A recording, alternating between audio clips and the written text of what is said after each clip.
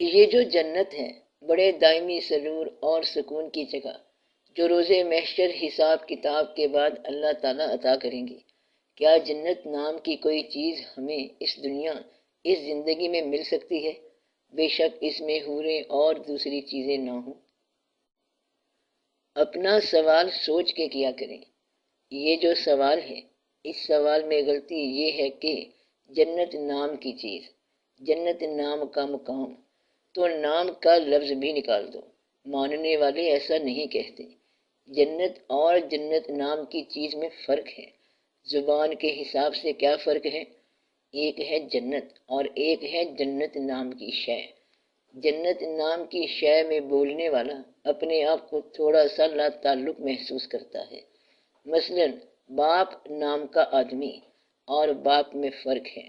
باپ نام کا آدمی آیا ہوا ہے اور ابا آیا ہوا ہے، اس میں فرق سمجھو۔ پوچھا آپ کیوں پریشان ہیں؟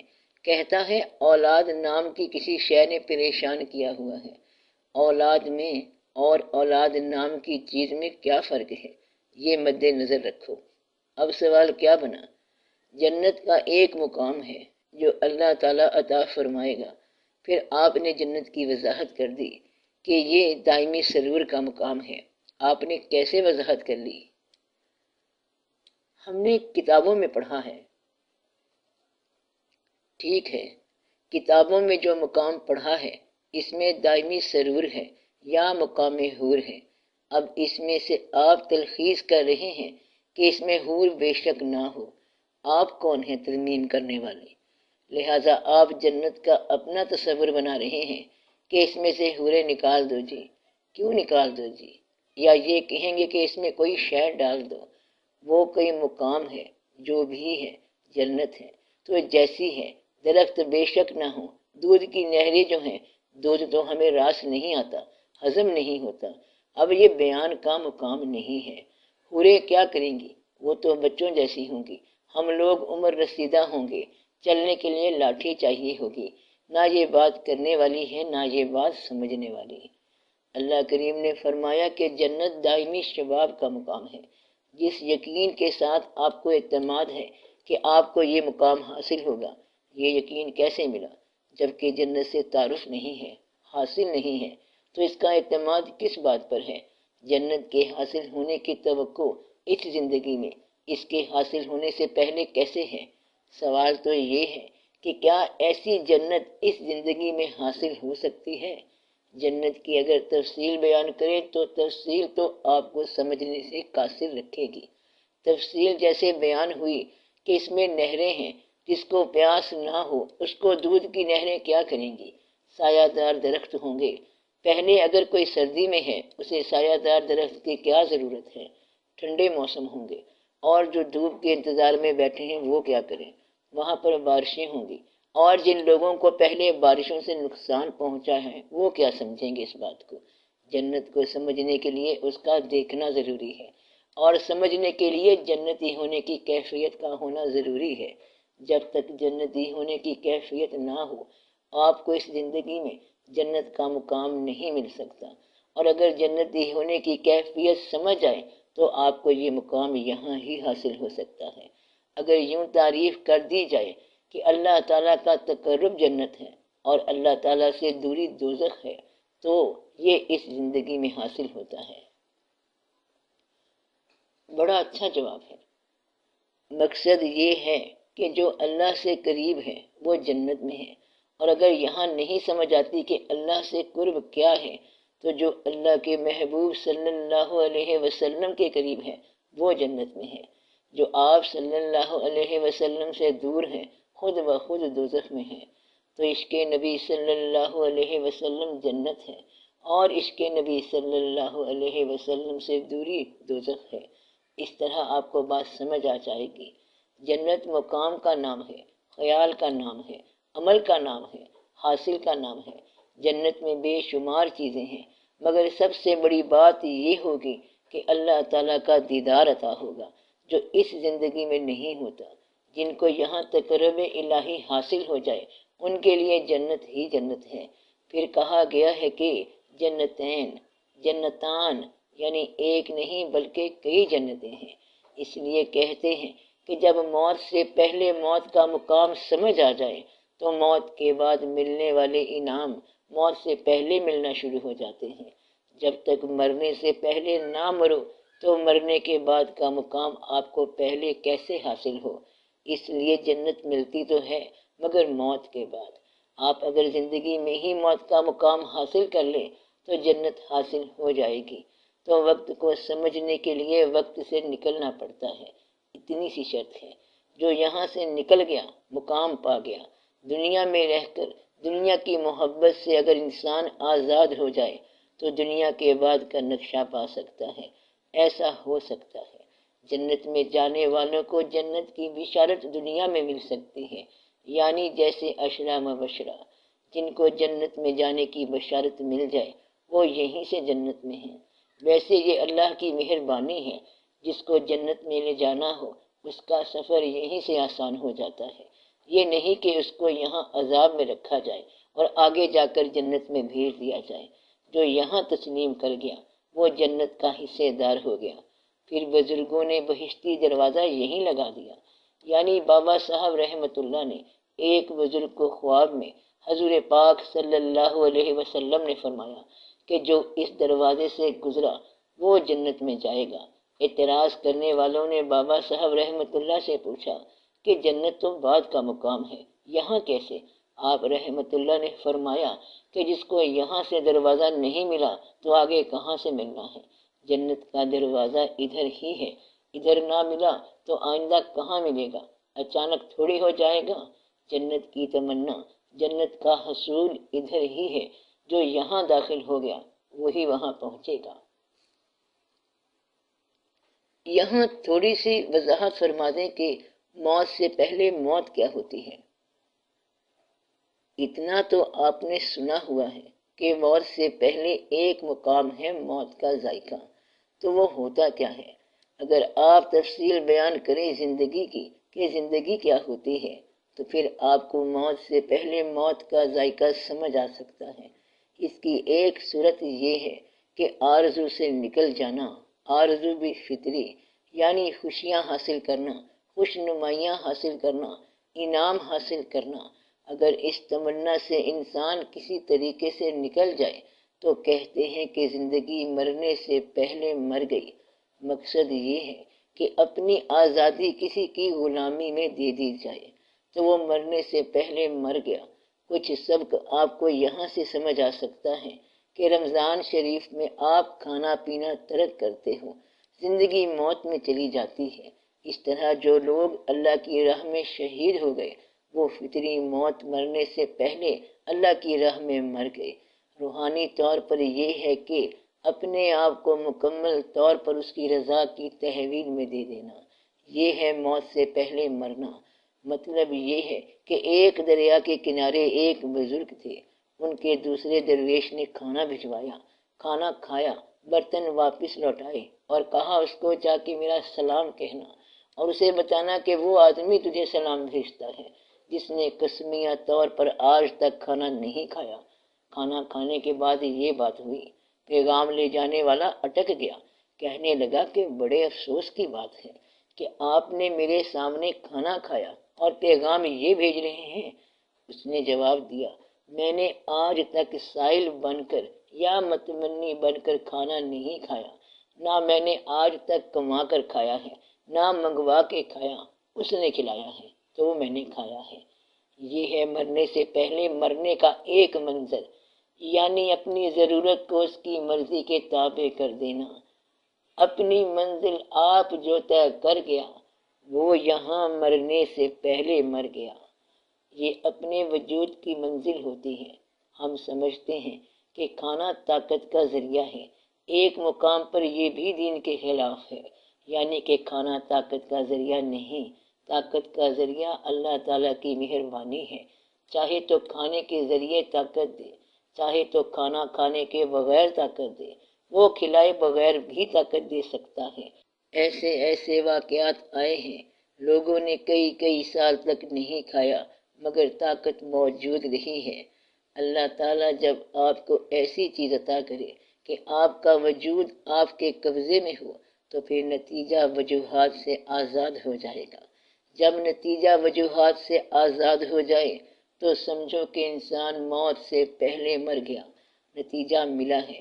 وجہ کوئی نہیں تھی تو یہ مرنے سے پہلے مرنے کا مقام ہے۔ تو ایسے واقعات ہو سکتے ہیں کہ لوگوں نے اپنی مرضی کو اللہ کی مرضی کے تابع کر دیا، اپنی زندگی کو اس کے ماتحت کر دیا، اپنا زندہ رہنا اس کے فضل پر چھوڑ دیا، تو ان کے لیے مرنا جینا برابر ہو گیا، یعنی روز مرتے ہیں روز جیتے ہیں۔ ایسا واقعہ ہو سکتا ہے۔ اس کے اور بھی پراسرار راز ہیں کہ در حقیقت مر جانا ہے اور پھر وہ زندہ ہو جاتے ہیں۔ اب یہ حقیقی مر جانا اور زندہ ہو جانا ایک عمل بھی ہو سکتا ہے اور ایک علامت بھی ہو سکتی ہے۔ فی الحال علامتاً بات سمجھ لی جائے کہ اپنی مرضی سے زندہ نہیں رہتے۔ ایک درویش کی کہانی ہے کہ ایک درویش فقیر بنا ہوا سائل کسی آدمی کے پاس گیا۔ دکان میں بیٹھا تھا وہ آدمی، دکان عطار کی تھی۔ صدا لگائی اللہ کے نام کی۔ عطار جڑی بوٹیوں والے پنساری یا حکیم سمجھ لو، بہت مصروف تھے۔ کہا مصروف ہوں، ٹھہر جا۔ تھوڑی دیر بعد پھر صدا لگائی۔ اس نے کہا ٹھہر جا۔ سائل کو غصہ آ گیا۔ اس نے کہا تو اتنا مصروف ہے تو مرے گا کیسے؟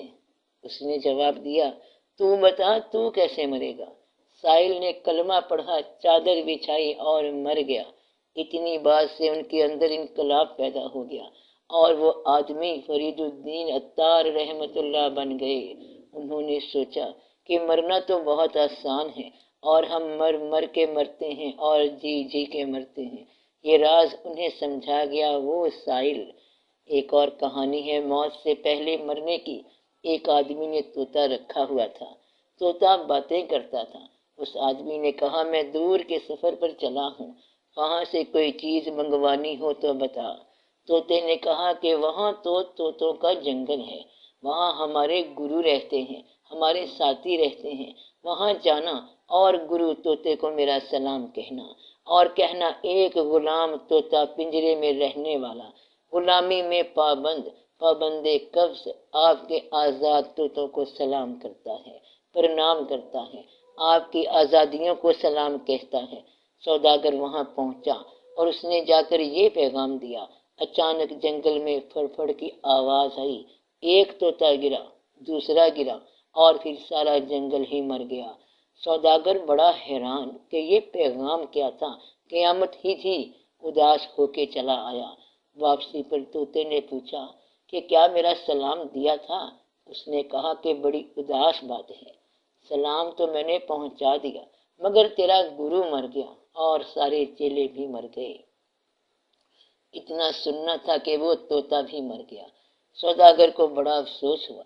اس نے مردہ طوطے کو اٹھا کر باہر پھینک دیا۔ طوطا فوراً اڑ گیا اور جا کر شاخ پر بیٹھ گیا۔ اس نے پوچھا یہ کیا؟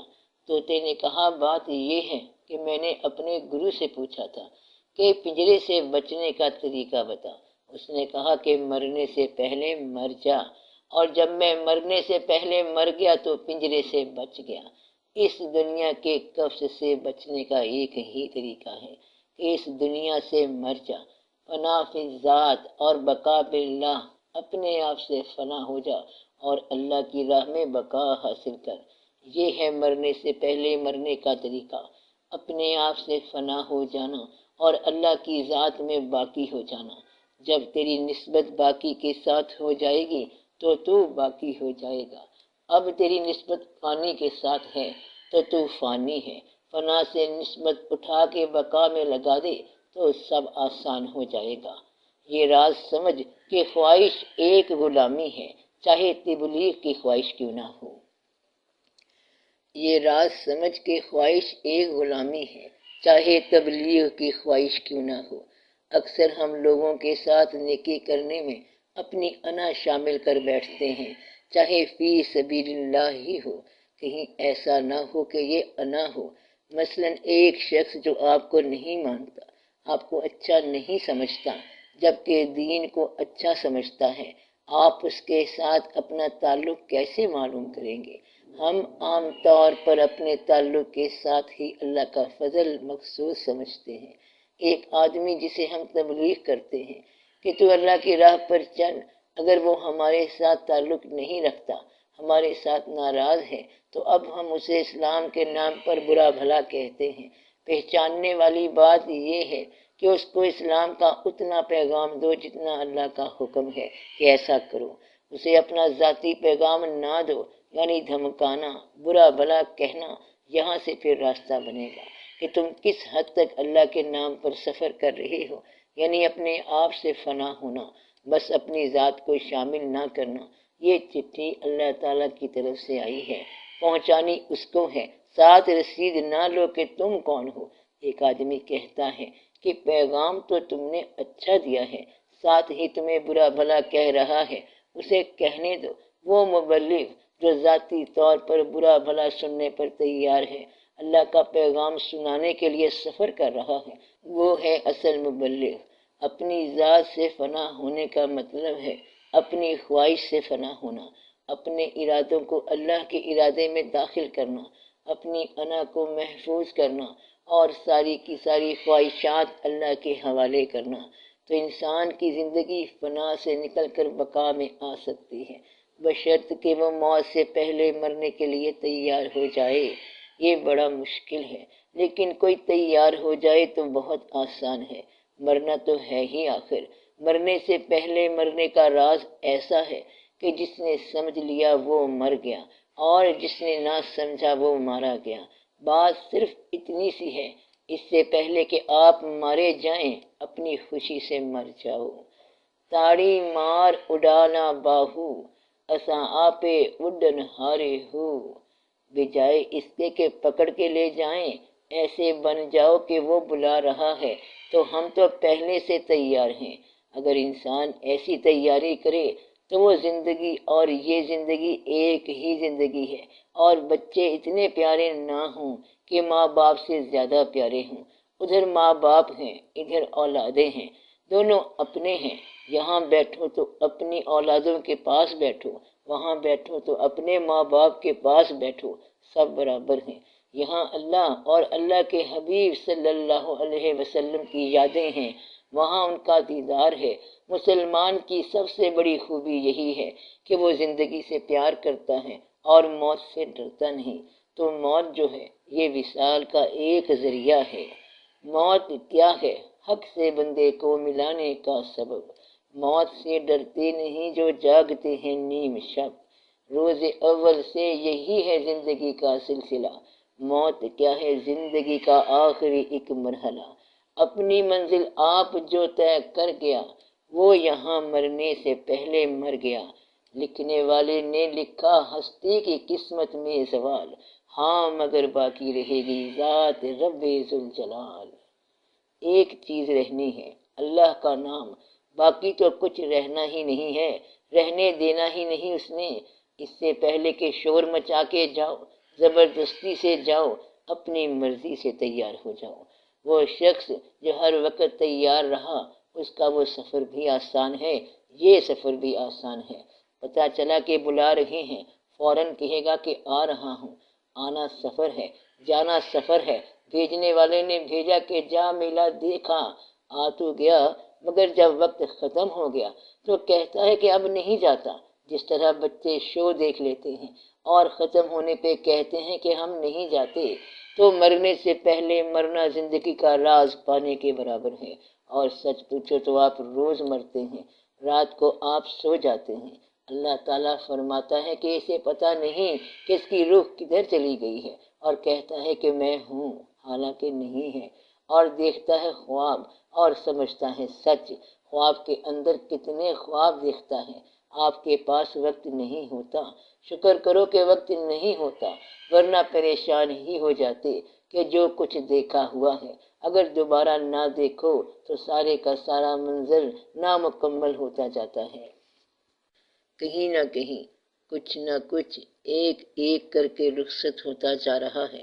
کچھ آپ کے حالات، آپ کی صحت کے حالات، دوستی کے حالات، واقعات سب رخصت ہوتے جا رہے ہیں۔ واقفیتیں ختم ہو جاتی ہیں، دم توڑ جاتے ہیں۔ آج سے 10 سال پہلے انسان اور تھا، 20 سال پہلے اور، اس طرح آہستہ آہستہ اور ہوتا جائے گا، اور یہ واقعہ تو ہو کے رہے گا، بجائے اس کے کہ آپ تذبذب میں رہیں، تسلیم میں داخل ہو جائیں۔ تو تذبذب کو تسلیم کرانا موت سے پہلے مرنے کی بات ہے، یہ نصیب والوں کو عطا ہوتی ہے۔ حضور تصور شیخ کی وضاحت فرما دیں۔ تصور شیخ کا مطلب یہ ہے کہ آپ جو بھی کام کر رہے ہیں، اگر شیخ موجود ہوتا تو وہ اس کام کو کیسا ہونا پسند کرتا۔ ایسی کیفیت کا مرتب ہونا تصور شیخ کہلاتا ہے کہ جو کام آپ کر رہے ہیں شیخ کی عدم موجودگی میں بھی اس کی مرضی کے مطابق ہو۔ جس طرح کے استاد کا تصور امتحان کے دوران پرچے حل کرا سکتا ہے۔ تصور کا مطلب ہے کیفیت کا چھایا رہنا، اس کے مطابق سفر کرنا اور سفر میں فاول نہ کرنا۔ یعنی یہ بات احساس پر سوار ہو جاتی ہے، ہر وقت انسان اس کے بارے میں سوچتا رہے، اور پھر ایک ایسا وقت آتا ہے کہ اس جیسا سوچنے لگ جاتا ہے، اس جیسا کرنے لگ جاتا ہے، جب خیال خیال کے مطابق ہو جاتا ہے، عمل بالعموم عمل کے مطابق ہو جاتا ہے، اور نتیجہ بالخصوص نتیجے کے مطابق ہو جاتا ہے۔ اس لیے ہم عمل ہو جاتے ہیں، اور ایک مقام پر ایسا ہو جاتا ہے کہ ہم شکل بن جاتے ہیں۔ اگرچہ آج کل یہ بہت نایاب ہے، لیکن ان کی صورت کا ایک جیسا ہو جانا ممکن ہے۔ صورت ایک جیسی ہو جاتی ہے، آواز ایک جیسی ہو جاتی ہے، نتیجہ ایک جیسا ہو جاتا ہے۔ پھر ایک مقام آتا ہے کہ اس کو نظر عطا ہو جاتی ہے، اس کو پتہ چلتا ہے کہ ساری صورتیں اصل میں ایک ہی صورت ہے، تمام انسان ایک ہی انسان ہے، اندر سے انسان ایک ہی ہے، وہی آزردہ ہوتا ہے، وہی خوش ہوتا ہے، وہی اداس ہوتا ہے، وہی رہنما ہو جاتا ہے، وہی مسافر ہوتا ہے۔ بات دراصل ایک ہے، ایک خالق ہے اور ایک مخلوق ہے۔ خالق بنانے والا ہے اور بندہ مخلوق ہے۔ فنکار ایک ہے اور فن ایک ہے۔ آنسو ویسے کے ویسے ہیں، خوشیاں ویسی کی ویسی ہیں۔ غور کرنے سے محسوس ہوگا کہ اسی نے کفر کو بھی پیدا فرمایا ہے۔ کافر سے پہلے کفر پیدا فرمایا، کافر بعد میں پیدا ہوا۔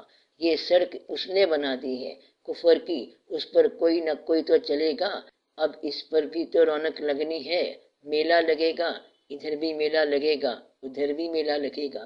مندر بنا ہے، وہاں گھنٹی لگی ہوئی ہے، وہاں پہ کچھ لوگ بیٹھیں گے کہ نہیں؟ ایک دوزخ بنائی ہے، جنت بنائی ہے، رونق میلہ کچھ ادھر کچھ ادھر۔ بات دراصل خالق کی اپنی مرضی کی ہے، وہ جب چاہے راضی ہو جائے تو ادھر کے لوگ ادھر ہو جائیں، اور راضی نہ ہو تو ادھر کے لوگ ادھر ہو جائیں۔ اس کا اپنا کھیل ہے، اس نے چاہا کہ میں پہچانا جاؤں، جیسے چاہے پہچانا جائے۔ اس لیے بات آسان ہے، تصور سے سمجھ آتا ہے کہ اصل میں بات کیا ہے۔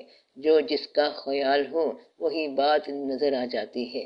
زندگی میں جب کبھی دو راستے آ جائیں اور تذبذب پیدا ہو جائے، جس راستے پر آپ محسوس کریں گے کہ شیخ سے دور ہو رہے ہیں، تو دوسرے راستے سے پتہ چلے گا کہ آپ شیخ کے قریب آ رہے ہیں۔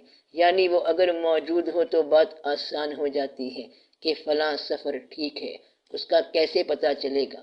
یہ کہ یہاں پر تصور پرورش پاتا ہے اور یہاں پر تصور کٹ جاتا ہے، وہ پھر آپ کو بالکل اسی کیفیت کے روپ میں عطا بھی کرتے ہیں۔ کچھ لوگ قوالی میں بیٹھیں تو انہیں نیند آ جاتی ہے، کچھ لوگ گانے میں بیٹھیں تو پریشان ہو جاتے ہیں، کہتے ہیں بیمار ہو گیا۔ کچھ لوگ زیادہ کھائیں تو بیمار ہو جاتے ہیں۔ اپنے اپنے مزاج کی بات ہے۔ زندگی کے اندر ذائقہ اور کیفیت بدلتے رہتے ہیں۔ شیخ آپ کی کیفیت کے اندر رہنے والے احساس کا نام ہے۔ یہی خیال آپ کو زندگی کے تذبذب کے لمحوں سے بچاتا ہے۔ تصور شیخ زندگی میں لمحہ با لمحہ رہنمائی کرتا رہتا ہے کہ کیا کرنا ہے۔ تصور شیخ فارمولہ بھی ہے، کوشش بھی ہے، عطا بھی ہے۔ وہ شخص سلام کر کے چلا جاتا اور پھر واپس آ جاتا ہے، کہتا ہے دل چاہتا ہے دوبارہ سلام کراؤں۔ سمجھو کہ اس شخص کو تصور مل گیا۔ شیخ کا تصور انسان کے دل سے ہر نقش محو کر دیتا ہے، سب پریشانیاں دور کر دیتا ہے۔ یہ ایسا تصور ہے جو باقی ہر تصور سے آزاد کر دیتا ہے، محو کر دیتا ہے۔ نہ کوئی خیال ہے اور نہ کوئی وہم، نہ ہونا ہے اور نہ ہونا ہے۔ وہ جگر نے کہا ہے کہ اس نے اپنا بنا کے چھوڑ دیا، کیا اسیری ہے کیا رہائی ہے۔ شیخ نے آزاد کر دیا اور آزادی میں اسیری عطا کر دی کہ اس تصور میں رہے گا، اسی خیال میں رہے گا، اسی احساس میں رہے گا۔ یہ اسیری ہی نجات ہے کہ یہ آدمی لغزش سے محفوظ ہو گیا، یہ اسیری اس کا حاصل ہے۔ اللہ کا غیر، اللہ کا دشمن، اس سے کیا مراد ہے؟ اللہ سمجھ آ جائے تو غیر اللہ سمجھ آ سکتا ہے، اللہ سمجھ نہ آئے تو غیر اللہ سمجھ نہیں آ سکتا۔ یہ سوال مشکل ہے لیکن اللہ کی مہربانیوں سے سمجھ آ سکتا ہے۔ پہلے لفظ اللہ کو دیکھو، اللہ ذات بھی ہے، صفت بھی ہے، اسم بھی ہے۔ یہ اسم اپنے اسما میں ایک ذات ہے، اللہ کا لفظ بھی ایک ذات ہے۔ یہ لفظ بھی ایسے کارگر ہے جیسے ذات۔ ذات کا نام نہ پتا ہو تب بھی ذات ہے۔ جس کو ہم اللہ کہہ رہے ہیں اگر اس کا نام نہ پتا ہو تب بھی وہ اللہ ہے۔ اللہ اسم کا اگر اصل مسمى نہ پتا ہو تب بھی یہ اتنا ہی مؤثر ہے۔ یہ ایک واحد لفظ ہے جو اپنی ذات کی طرح مقدس ہے۔ باقی اسما صفات کے مطابق ہوں گے۔ آپ کے اندر صفات ہوں گی تو آپ ہوں گے، صفات نہیں ہوں گی تو آپ نہیں ہوں گے۔ اب آپ دیکھو جو لفظ اللہ تعالیٰ نے استعمال کیے، اللہ کا دشمن۔ اب اللہ کا دشمن کون ہو سکتا ہے جبکہ اللہ ہی کے لیے ہیں لشکر آسمانوں اور زمینوں کے۔ اب اس کا دشمن کون ہو سکتا ہے؟ کس نے پیدا کیا تھا؟ کدھر سے آیا؟ کیا مدد چاہیے اللہ کو؟ اللہ کو تو مدد چاہیے ہی نہیں۔ اللہ وہ ہے نہیں کہ جس کو مدد کے لیے تمہاری فوج کی ضرورت ہو۔ اللہ تو غنی، مستغنا، نہ اس کو دفاع کی ضرورت ہے، نہ اس کو آفینس کی ضرورت ہے، نہ اسے بے گھر ہونے کا اندیشہ، نہ تختہ الٹے جانے کا ڈر، اور وہ مالک ہے۔ لیکن پھر بھی اس نے لفظ اللہ کا دشمن آپ کو دیا کہ اللہ کا دشمن۔ پھر اس نے ایک اور لفظ کہا، اللہ کا دوست، اولیاء اللہ، ولی اللہ۔ ایک لفظ اس نے یہ دیا، من دون اللہ، یعنی علاوہ اللہ کے، ما سوا اللہ، اللہ کے علاوہ جسے آپ غیر اللہ کہہ رہے ہو، اور اللہ کے ساتھ والے، عند اللہ، ما اللہ، من اللہ۔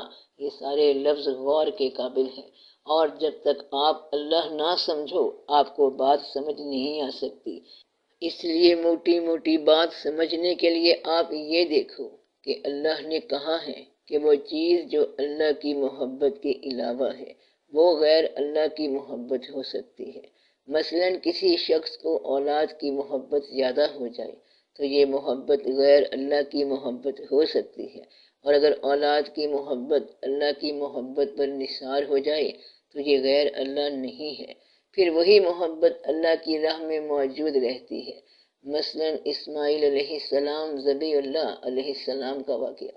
ایک محبت یہ ہے کہ اللہ نے کہا کہ غیر اللہ سے محبت نہ کرو، اور ایک پیغمبر علیہ السلام اپنے بیٹے کی محبت میں اتنا جدا ہوئے کہ رو رو کے بینائی سے محروم ہو گئے۔ یہ واقعہ اللہ نے خود بیان فرمایا ہے۔ یعقوب علیہ السلام کو جو محبت ہے، یہ محبت غیر اللہ کی ہے کیا؟ یہ غیر اللہ کی محبت نہیں ہو سکتی، کیونکہ یہ اللہ تعالیٰ کو پسند ہے، اور دونوں باپ بیٹا پیغمبر ہیں۔ گویا کہ کسی انسان کی انسان سے محبت غیر اللہ ہو سکتی ہے، لیکن انسان کی انسان سے محبت عین اللہ بھی ہے۔ اب جب تک یہ پہچان نہ ہو غیر اللہ سمجھ نہیں آتا۔ غیر اللہ وہ مقام ہے جو اللہ کے راستے سے دور کر دے، چاہے وہ عبادت ہی ہو۔ عبادت حجاب بن جائے گی اگر آپ اصلی اللہ کو بھول کر عبادت میں ہی لگے رہے۔ اگر آپ عبادت کر رہے ہیں اور دوسرے نے نہیں کی تو آپ نے اسے گولی مار دینی ہے۔ مثلاً ایک دفعہ منافقین نے مسجد بنائی عبادت کے لیے۔ مسجد وہی تھی جو ہوتی ہے، نقشہ بھی وہی، رنگ بھی وہی۔ اللہ کریم نے کہا کہ اس مسجد کو گرا دو، گویا کہ عبادت نما عمل بھی غیر اللہ ہو سکتا ہے۔ اللہ کے نام پر اکثر لوگ اللہ سے دوری کا سفر طے کرتے ہیں، اکثر ایسا ہو سکتا ہے۔ مثلاً اللہ کے نام پر آپ کوئی چندہ اکٹھا کرو اور اس کو اپنے نفس پر استعمال کر دو، تو یہ سارا جو اللہ کے نام پر آپ نے کیا ہے غیر اللہ ہے۔ غیر اللہ کا مطلب یہ ہے کہ اللہ کے راستے پر چلنے والے لوگوں سے اللہ کی محبت کو نکالنا، اور جو لوگ انسانوں میں اللہ کی محبت کو رائج کریں گے وہ اللہ تعالیٰ کی طرف لے جانے والے ہیں۔ انہی کے لیے کہا گیا ہے انعمت علیہم، یعنی کہ ان لوگوں کے قریب رہو جو تمہارے دل میں اللہ کی محبت کو تیز کریں، ان پر اللہ کا انعام ہے۔ اور جو لوگ اللہ کی محبت کو دل سے نکال دیں وہ غیر اللہ ہیں، چاہے وہ کسی بھی لباس میں ہیں۔ تو غیر اللہ وہ ہے جو اللہ کی محبت کو نکال دے۔ بعض اوقات ایسا ہو سکتا ہے کہ کوئی کہے کہ میں نے اسے اللہ کے نام پر مسجد آنے کی دعوت دی تھی، وہ نہیں آیا، اس لیے میں نے اسے مار دیا ہے۔ اب قتل کرنے کی اجازت اللہ تعالیٰ نے نہیں دی، صرف تبلیغ کی دی ہے۔ غیر اللہ اور اللہ کا دشمن تب سمجھ آتا ہے جب اللہ کا دوست سمجھ آتا ہے۔ غیر اللہ وہ آدمی، مقام یا سفر ہے جو اللہ تعالیٰ سے دور لے جائے۔ اللہ سے دوری سے پہلے یہ سمجھ لینا چاہیے کہ اللہ تعالیٰ کا مقام کیا ہے، اللہ کیا ہے، عند اللہ کیا ہے، مع اللہ کیا ہے، اور من اللہ کیا ہے، عدو اللہ کیا ہے، غیر اللہ کیا ہے، ما سوا اللہ کیا ہے، فنا فی اللہ کیا ہے، بقا باللہ کیا ہے۔ یہ سارے مقام سمجھ آنے چاہیے۔ ایک مقام ہے صبغت اللہ، یعنی اللہ کا رنگ۔ کیا ہے اللہ کا رنگ؟ اللہ تعالیٰ نے آپ کو بڑے بڑے اسما دیے جو اللہ سے متعلق اور اللہ کو جاننے کے لیے ہیں۔ اللہ کے رنگ کا مطلب ہے اللہ کی یاد کا رنگ، اس طرح نہیں کہ کالا رنگ ہو یا پیلا رنگ۔ اسی طرح وجہ اللہ، یعنی اللہ کا چہرہ، جبکہ اللہ کا چہرہ نہیں ہے۔ پھر اللہ کا چہرہ کیا ہوتا ہے؟ اللہ تعالیٰ نے آپ کو یہ باتیں سمجھائی ہیں اس لیے کہ آپ پہچان جاؤ کہ ہر وہ چیز جو آپ کو اللہ سے دور لے جائے وہ غیر اللہ ہے، چاہے وہ دین کے نام پر کیوں نہ ہو۔ منافق ملے گا دین کے رنگ میں اور کافر ملے گا سیدھا مخالف، وہ منافق سے اچھا ہے۔ کافر کی پہچان ہو سکتی ہے، منافق کی نہیں۔ سب سے خطرناک دشمن وہ ہے جو دوست بن کے آئے، وہ ہے منافق۔ اس لیے منافق کو ضرور پہچانو۔ غیر اللہ وہ ہے جو اللہ کے نام پر اللہ کے علاوہ عمل شروع کر دے۔ اگر بے ایمانی بھی کرنی ہو تو اللہ کے نام پر نہ کرنا، اس سے ضرور گریز کرنا۔ اس طرح کے کئی آدمی ہوئے ہیں جو اللہ کے نام پر ضرور ڈرتے تھے۔ شیطان نے بھی کہا کہ انی اخاف اللہ، مجھے اللہ سے ڈر لگتا ہے۔ آپ کو دین کی آسانی کی طرف لے جانے والا، اللہ تعالیٰ کی محبت عطا کرنے والا، اللہ کے حبیب صلی اللہ علیہ وسلم کے راستے کی طرف اشارہ کرنے والا، یہ سارے کے سارے اللہ کے دوست ہیں، نشانیاں ہیں۔ اور ان راستوں سے دور لے جانے والا عدو اللہ۔ پیسہ جمع کرنا اور گننا عدو اللہ ہے، اولاد کی محبت عدو اللہ ہے، مکانوں کی زینت و زیبائش عدو اللہ ہے، اپنی انا کا سفر عدو اللہ ہے، اللہ کے دین کو ہی اللہ کی راہ میں کھڑا کرنا عدو اللہ ہے۔ اس کا سمجھنا بڑا ہی مشکل ہے۔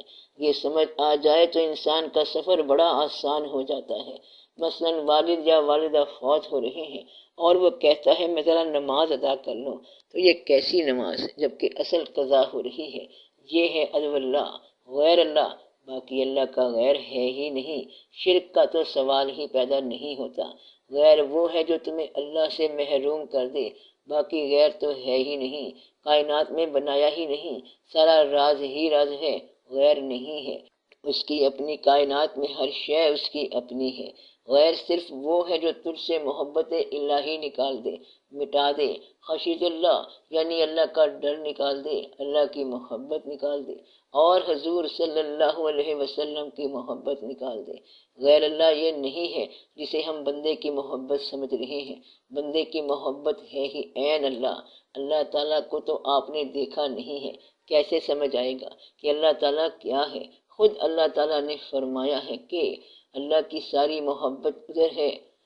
خود اللہ تعالیٰ نے فرمایا کہ کہہ دیجئے کہ اگر تم اللہ سے محبت رکھتے ہو تو میری تابع داری کرو۔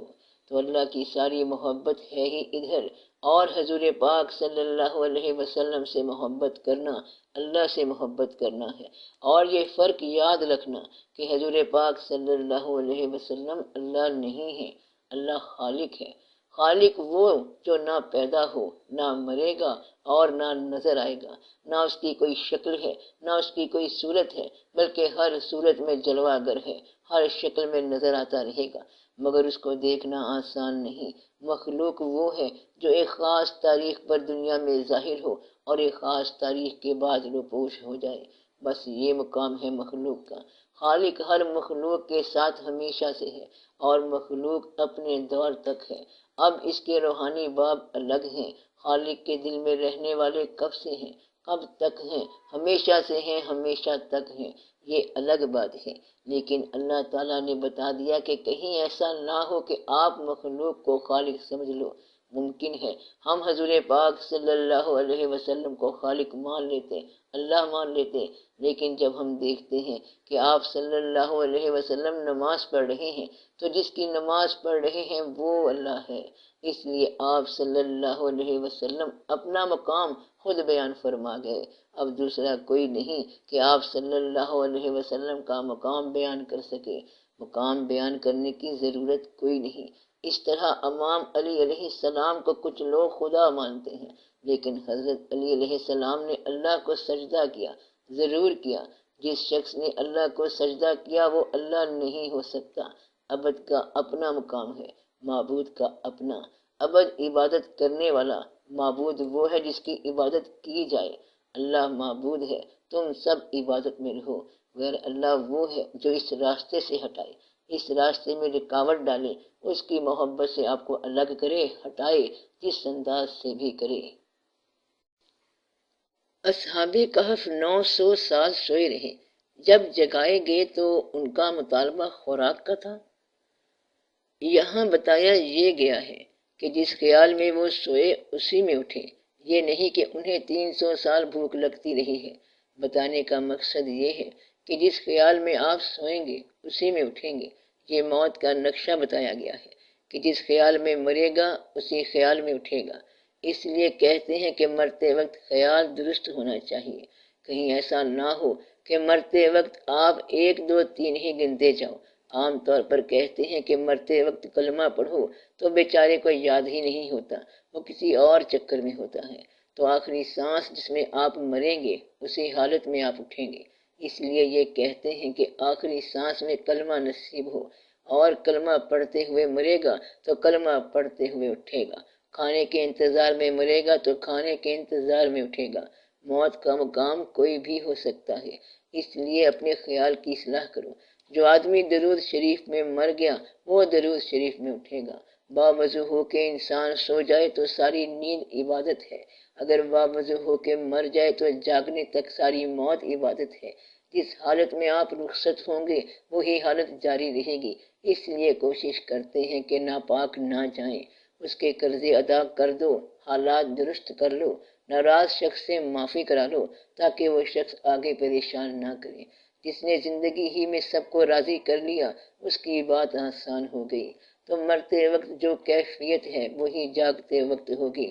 کبھی آپ غور کرو تو سوتے وقت جو کیفیت ہوتی ہے وہی صبح جاگتے وقت ہوتی ہے۔ نیند چاہے 500 سال کی ہو چاہے 100 سال کی ہو، یہ اللہ کے کام ہے کہ جتنا مرضی سلائے، جتنا مرضی جگائے۔ یہاں بتانا یہ مقصود ہے کہ ہر قانون ایک مرتبہ ایکسیپشن سے گزارا گیا۔ باپ کے بغیر بچہ پیدا نہیں ہوگا، لیکن باپ کے بغیر بچہ پیدا ہوا، پہلا بھی ہوا، دوبارہ بھی ہوا۔